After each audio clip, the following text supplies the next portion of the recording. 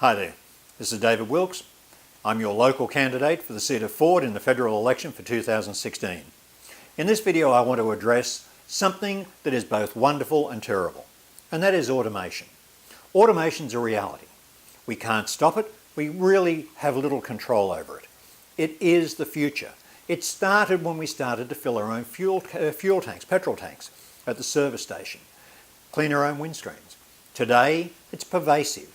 We no longer go to the bank, we don't interact with bank tellers. We do all our banking either online or via the ATM. All money is transferred electronically. People are out of the equation. We now go to the supermarket and we're encouraged to check ourselves out. Right? Scan our own goods, pack our own goods, walk out the door. All of these activities have reduced employment. They've reduced opportunities.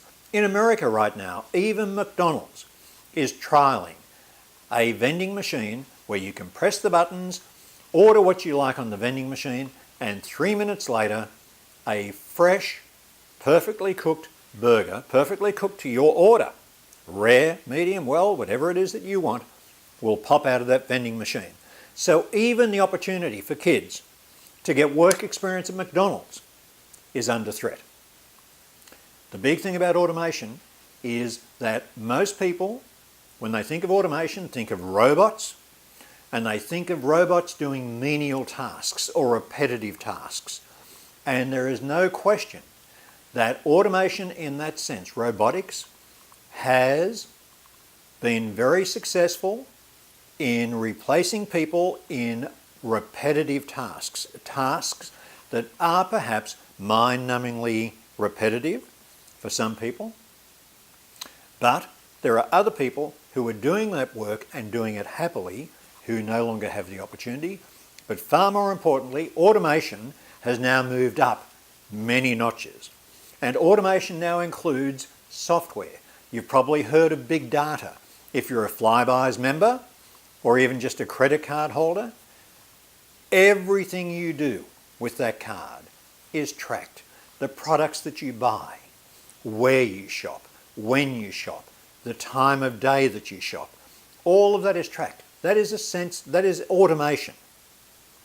And I'll continue with the analogy, the comparison with Flybuys.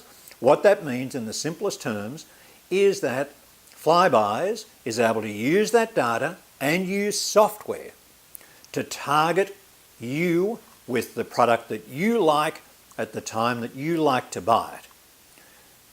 What does that do to their employment opportunities? It reduces them because they no longer need people to work that out. They no longer need the marketing team that used to do that manually. Right? Now, we cannot stop automation, as I said before. It's a reality and it will get better and better and cheaper and cheaper. What we need to do is prepare for it. And in particular, we need to prepare our children for it because they are going to face a very uncertain future when they leave school. What will happen for most school leavers, anyone in high school today, by the time they leave school in another 2 or 3 years, technology or the power of technology will have doubled again, at least doubled and quite possibly quadrupled. Cheaper, better, faster.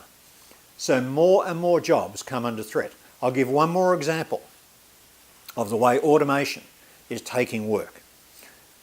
There used to be a profession called legal researchers, and a legal researcher used to go through case history. They used to search case history on behalf of a solicitor or a barrister in order to prepare that person, that barrister or solicitor, for the time that they went to court. Right, so they could quote case history.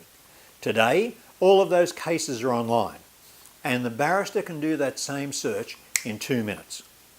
What used to take a legal researcher days is now virtually instantaneous. That is happening at so many levels. Radiography, one other example. Software is already available that is able to more accurately diagnose, review X-rays and sonographs more accurately than a human can. So automation is threatening jobs at every level, not just at the processing level. Be aware of it, work out how it will affect you. Work out, more importantly, how it's going to affect your kids. We need to plan.